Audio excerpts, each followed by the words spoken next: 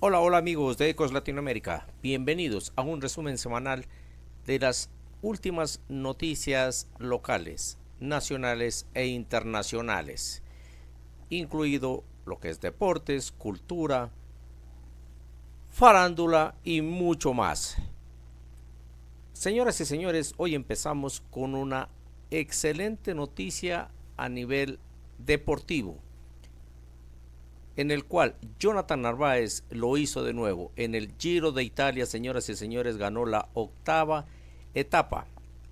El ciclista ecuatoriano Jonathan Narváez del equipo WEA Team Emirates ganó la etapa 8 del Giro de Italia 2026, señoras y señores, y sumó su segundo triunfo en la prueba, tras conseguir victoria en la etapa 4. Narváez fue protagonista de la fuga del día, después atacó y a nadie lo pudo alcanzar al cruzar la meta en la soledad. La jornada tuvo un recorrido de media montaña entre Chieti y Fermo, con una distancia de 156 kilómetros. Pese a que la OEA está mermada en la prueba tras perder a 3 corredores por una caída en la segunda etapa, el equipo ha respondido. Además de Narváez, el español Igor Arrieta también ganó una etapa en la quinta jornada. El lagarto, como se lo conoce en el mundo deportivo, oriundo de la parroquia de El Playón, provincia de Sucumbíos, es además el primer ciclista en esta edición que logró 2 victorias hasta el momento, pues en ninguna etapa se han repetido los demás ganadores. Narváez sumó así su cuarta victoria en el Giro de Italia tras sus triunfos en la edición del 2020 y 2024.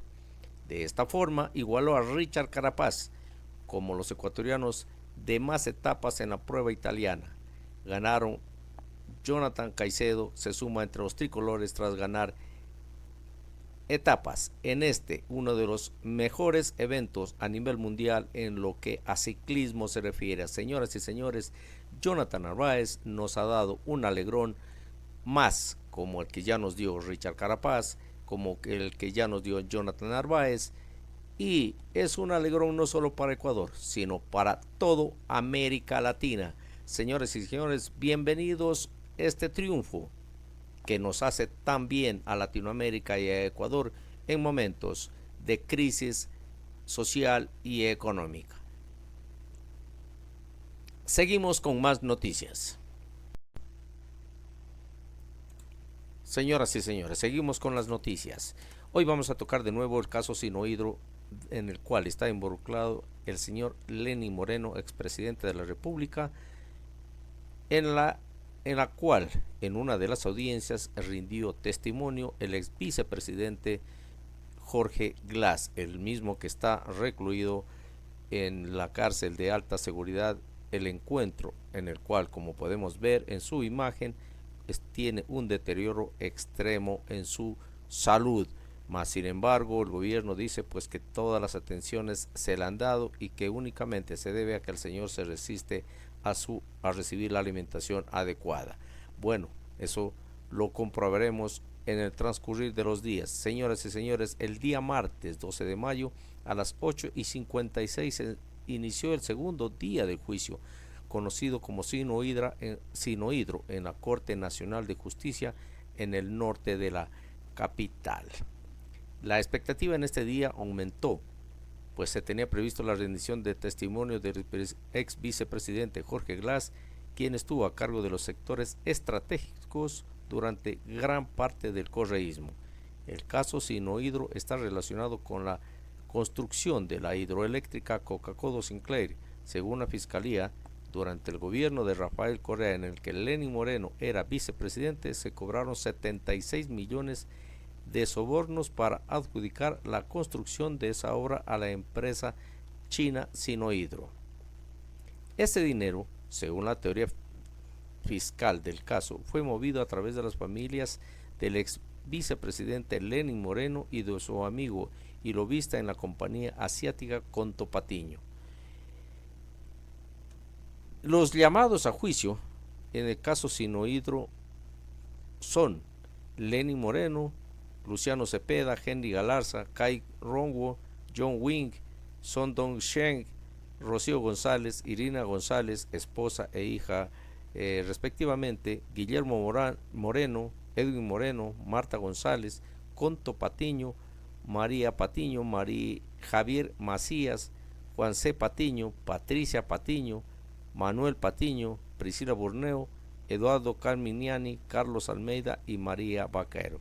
Como se darán cuenta, señores y señores, la familia Moreno y la familia Patiño, casi en su totalidad, están involucrados en este caso, por lo cual la Fiscalía ha presentado la formulación de cargos y esta novela está que continúa en los próximos días.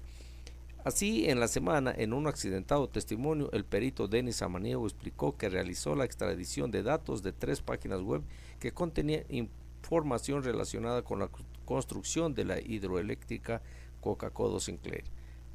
Tras las preguntas del fiscal del caso, Leonardo Alarcón, sobre las técnicas utilizadas para la extracción de la información, llegó el contrainterrogatorio de las defensas de Lenín Moreno y Conto Patiño. Los abogados también le consultaron al perito sobre las técnicas utilizadas en su tarea, así como las capacitaciones que recibió para realizar este trabajo. En medio de todo esto, el señor Lenín Moreno, pasado las 11:15, el juez Manuel Cabrera dio un receso de 10 minutos tras más de 2 horas y media de audiencia. O entonces que el vicepresidente y el expresidente, Lenín Moreno, se disponía a salir de la sala cuando tuvo un incidente con Ailey Cartagena, abogada de los trabajadores de Coca-Codo Sinclair. Cartagena reclamó a Moreno que no haya recibido la hidroeléctrica y negó que existían 17,000 fisuras, pues habría colapsado. El expresidente dijo que no lo hizo porque no estaba bien hecha. El exministro de Energía del correísmo, Alexis Mosquera, rindió su testimonio de forma telemática desde El Salvador, donde reside actualmente, ante las preguntas del fiscal Alarcón sobre si conocía información acerca del proceso de contratación de Coca-Codo Sinclair. Mosquera dijo que no sabía nada, ya que su trabajo se limitó a los informes técnicos que viabilizaron su construcción. El nombre de Jorge Glass en la audiencia, por más de una hora, el exgerente de Coca-Codo Sinclair, Ítalo Centanaro, brindó su testimonio ante el Tribunal de Caso Sin Oído tras recuperar incidentes técnicos, pues se conectó de forma telemática, asegurando que en su calidad de gerente firmó el contrato con la empresa Sin Oído. Además, recordó que la empresa Coca-Codo Sinclair era parte del Fondo de Solidaridad, que tenía como presidente al ministro de Sectores Estratégicos, el entonces vicepresidente Jorge Glass. Como se darán cuenta, señores y señores, se echan la pelotita los unos a los otros, y los dirigentes de Coca-Codo le echan la pelotita a Jorge Glass y el correísmo le echan la pelotita a Lenín Moreno no sabe a quién echar la pelotita. En otras palabras, ¿será que este juicio es real? ¿Será que este juicio se llega a condenar a los verdaderos culpables o simplemente se conseguirán de nuevo chivos expiatorios que darán por terminado esta novela sin lograr el resultado que la sociedad ecuatoriana anhelamos, que se haga justicia con los verdaderos culpables de quien ocasionó esta debacle de las hidroeléctricas en el país? Hidroeléctricas construidas con sobreprecios y de una pésima infraestructura, con lo cual a hoy en día estamos pagando la consecuencia a la mayoría de ecuatorianos. Bueno, señoras y señores, sigamos confiando en la justicia ecuatoriana, sigamos confiando en que este tema no se convierta en un tema político como se ha hecho en muchos casos. Continuamos, señoras y señores. Continuamos con las noticias. Vamos ahora, señores y señores, a una noticia de carácter nacional, pero que se ha sentido con mayor intensidad en la ciudad de Quito, donde el transporte público, especialmente de buses, quiso paralizar sus actividades, a lo cual el municipio respondió con contundencia. El municipio de Quito y los transportistas mantuvieron mesas técnicas tras el pedido de aumento de los pasajes. Tras la demanda de los transportistas de Quito de subir el costo del pasaje, este miércoles 13 de mayo de 2023 se desarrolló el primer encuentro con el municipio en mesas técnicas para un análisis del sistema de movilidad de la capital. Durante la reunión, el municipio informó que ambas partes definieron la metodología y el cronograma de mesas técnicas. Estas están orientadas a establecer acuerdos relacionados con el funcionamiento del transporte público en la ciudad de Quito. La calidad del servicio será uno de los ejes de trabajo. Según la información proporcionada por el municipio, se identificaron los principales desafíos actuales del sistema de transporte. Entre los temas priorizados se encuentran las frecuencias de operaciones, la seguridad y el estado de las unidades. Tanto las autoridades como los operadores coincidieron en que mejorar la calidad del servicio será uno de los ejes centrales dentro del proceso de diálogo técnico, según dijo el municipio. Las mesas técnicas se abordarán con la participación y gobernanza de los transportistas y el municipio. Señoras y señores, es cierto que hubo un incremento considerable del precio de los combustibles, en especial sobre lo que es transporte público y transporte pesado, como es el diésel.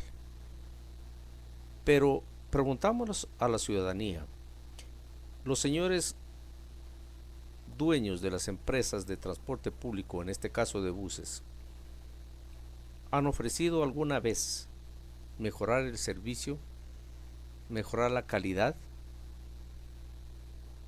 tomar medidas sobre seguridad? Solo se han preocupado de que haya incremento en los pasajes, para que no disminuya sus utilidades. Señoras y señores, nadie, absolutamente nadie en el mundo va a mantener un negocio que está perdido. Los señores jamás han perdido. Lo que pierden en estos casos es más utilidades, más no es que van en contra de sus intereses económicos. Dicho esto, consideramos que el municipio de Quito, de una manera frontal, y una de las pocas cosas relevantes que ha tenido este municipio, es que ha dicho que no aumentará un centavo mientras no haya garantías en mejorar su calidad de servicio, seguridad y sobre todo, señoras y señores, pienso que el municipio debe poner mano dura, mano fuerte en el correteo que tienen los buceteros en la ciudad de Quito en especial. Ha habido múltiples accidentes con víctimas fatales. ¿Quién ha respondido por esas víctimas fatales? ¿Acaso los señores de los buses no tienen familia? ¿Acaso los señores de los buses, los conductores, que dicen que no salen ellos a matar, que no salen ellos a causar accidentes? Pero señores y señores, se ve a diario. Ese es el diario vivir, el correteo entre buceteros. Entonces que no vengan a decir que ellos no salen a matar, no salen a causar accidentes. Es cierto que directamente no lo salen, pero sus actitudes en las vías públicas, en las vías donde hay congestión humana, demuestran lo contrario. Señoras y señores, continuamos con más noticias. Continuamos, señoras y señores, con otro tema de interés nacional. Vamos con el caso Goleada. Se está involucrando, el fiscal general de la Nación está involucrando a la esposa y madre del señor Aquiles Álvarez en este caso. La fiscalía reformuló los cargos contra Aquiles Álvarez por el caso Goleada, pero la audiencia se suspendió la madrugada del 14 de mayo y no se realizó la vinculación de la esposa y madre del alcalde de Guayaquil. Las razones fueron las siguientes. El alcalde de Guayaquil, Aquiles Álvarez, se enfrentó el miércoles 13 de mayo del 2026 una nueva audiencia judicial. Desde la cárcel del Encuentro, el político compareció de forma telemática ante el juez de unidad anticorrupción Jairo García. La fiscalía solicitó esta audiencia para formular los cargos en el denominado caso Goleada, lo que implica que ahora el proceso que había iniciado por delincuencia organizada investiga un presunto lavado de activos. Además, el fiscal pidió nuevamente la prisión preventiva para Álvarez, aunque ya se cumple esta medida por el caso AAA. Este último pedido de la fiscalía sobre la prisión preventiva de Álvarez fue negado por el juez Jairo García y solo ratificó las medidas cautelares que pesan sobre el alcalde de Guayaquil y el resto de procesados. La audiencia, que se extendió hasta la madrugada del 14 de mayo, en la misma diligencia, el Ministerio Público esperaba vincular a 5 personas del círculo más íntimo del alcalde, incluyendo a su madre, radicada en Estados Unidos, su esposa y 2 primos, lo que elevaría a 17 el total de procesados en esta causa, mientras que la vinculación de la esposa de Álvarez, Fiorella Icaza, y la madre del alcalde, Gioconda Enríquez, no se realizó en la audiencia extendida del jueves. Este último ocurrió porque la audiencia se suspendió luego de que entre los nuevos vinculados habían algunas empresas que no contaban con un abogado patrocinador. Señoras y señores, la novela del caso Goleado continúa.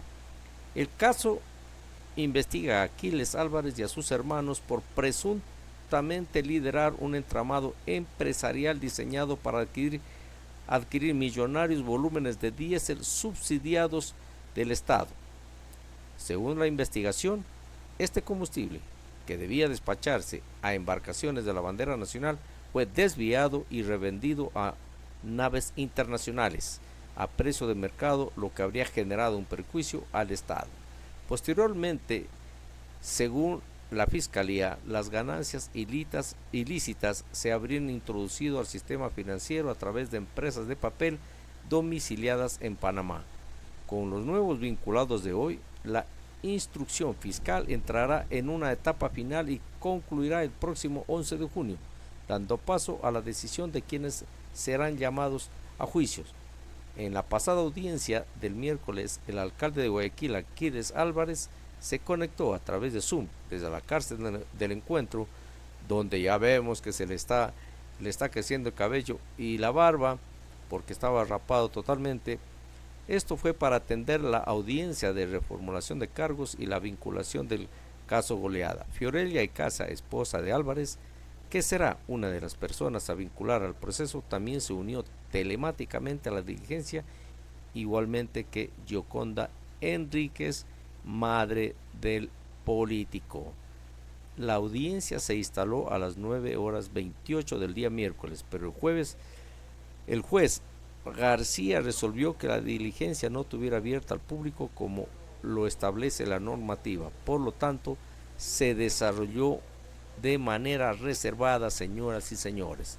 Este es otro caso que desvía la atención de los verdaderos problemas que aquejan al país, como es desempleo, como es salud, como es la escasez de combustibles, que ya vamos a hablar enseguida de ese tema, y sobre todo que la inseguridad en el Ecuador continúa.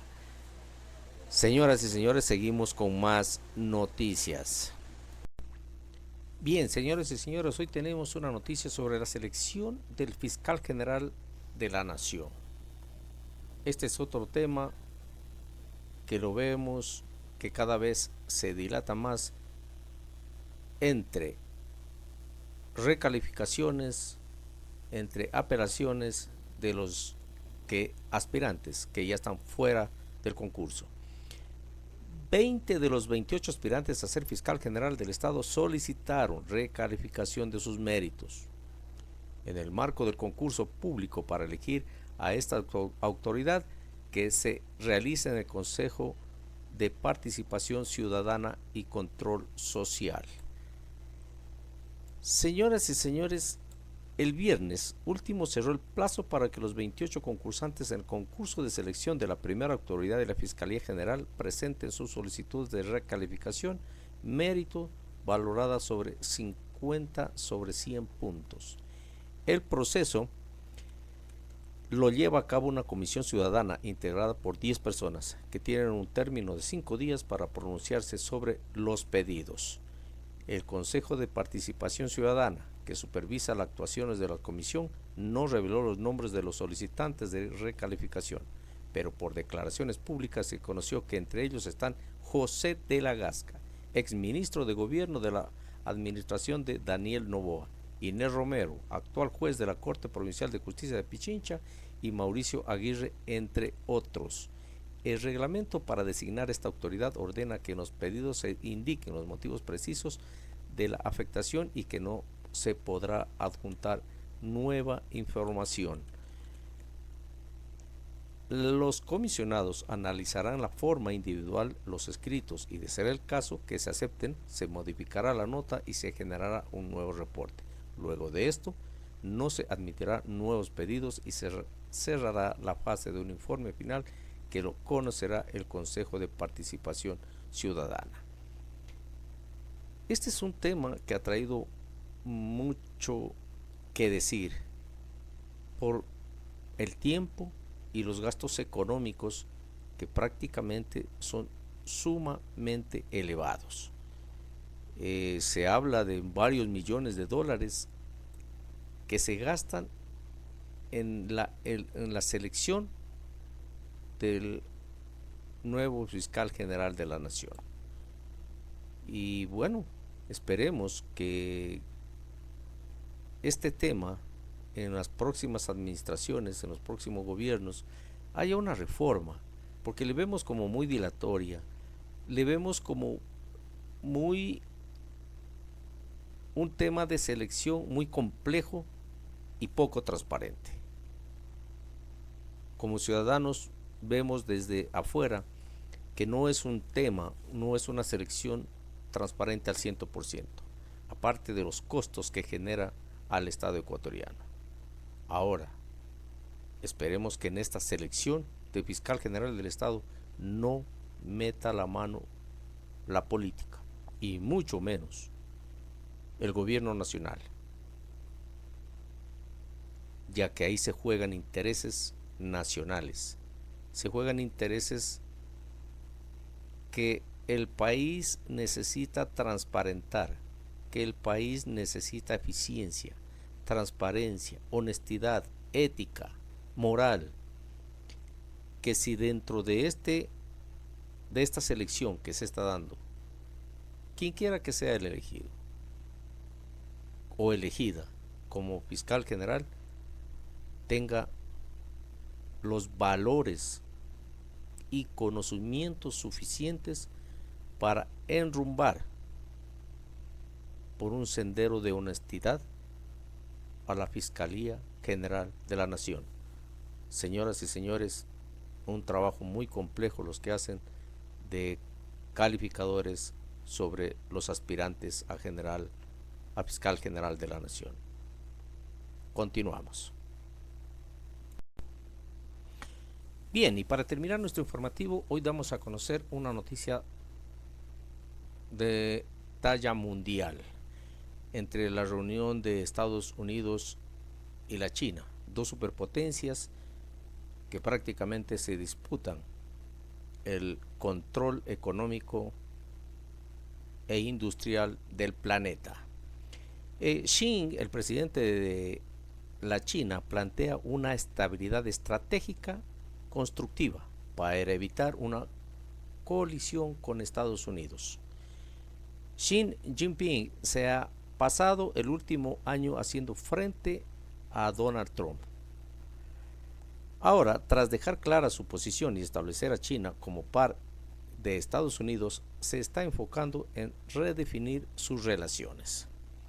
Xi Jinping, el líder de China, se ha pasado el último año haciendo frente al presidente Donald Trump, respondiendo a los aranceles de 3 dígitos con aranceles de 3 dígitos, y restringió las exportaciones de tierras raras, obligando al gobierno de Trump a dar marcha atrás. Ambas partes salieron perjudicadas, al igual que la economía mundial. Sin embargo, tras haber dejado clara su posición y haber establecido a China como un par de Estados Unidos, Xi ahora está pasando de la represalia a la conciliación. En una cumbre celebrada esta semana en Pekín, que calificó de histórica, Xi ofreció a Washington una elección: aceptar a China como una potencia igual, con líneas rojas que no deben cruzarse, o continuar en un conflicto de conflictos que podría caer en una trampa estadounidense global de colisión entre superpotencias. Xi le dio a este plan un nuevo nombre, aunque algo forzado: estabilidad estratégica constructiva. Repitió este término durante toda la cumbre, una visita diseñada para mostrarle a Trump cómo podría ser una amistad entre ambos países. Con toda la pompa, con todas las cavernosas salas del gran salón del pueblo, una visita privada al templo del cielo y conversaciones en el interior de Shongnangai, el complejo amurallado y hermético de la ciudad de China. En cierto modo, el gobierno de Trump ya estaba siguiendo las reglas de China en esta visita. El presidente estadounidense en general se mostró muy respetuoso con Xi. Trump le colmó de elogios y se abstuvo de replicar cuando el dirigente chino advirtió a Estados Unidos que actuara con cautela en el tema de Taiwán, la isla autogobernada que proclama Pekín. Señoras y señores, bueno, tal parece que entre las dos superpotencias intenta salir humo blanco y traer la paz al mundo, pero no precisamente por iniciativa de Estados Unidos, del señor Trump, sino por iniciativa de China. China es el principal proveedor de tierras raras de Estados Unidos. Y Estados Unidos, el señor Trump lo sabe. La tecnología necesita de las tierras raras. Es por eso que fue el señor Trump acompañado de una extensa delegación de expertos empresarios en informática, entre ellos el señor Elon Musk, multimillonarios que se están viendo afectados por la no provisión de tierras raras que China los provee. Consideramos que ese es el factor principal de esta visita, más que tratar de ser conciliador entre superpotencias. Bueno, de cualquier manera, esperamos que este encuentro, esta cumbre entre las dos superpotencias, sirva para pacificar el mundo, sirva para avanzar con tecnología que se distribuya de manera equitativa en todo el mundo, y sirva sobre todo para la paz y el progreso mundial. Señoras y señores, este fue un informativo de Ecos Latinoamérica para ustedes. Esperamos haberlos complacido en este informativo. Reitero que todos los domingos vamos a lanzarlo al aire para que ustedes se enteren del resumen semanal de las noticias locales, nacionales e internacionales. Fue un placer dirigirme a ustedes. Será hasta la próxima. Gracias.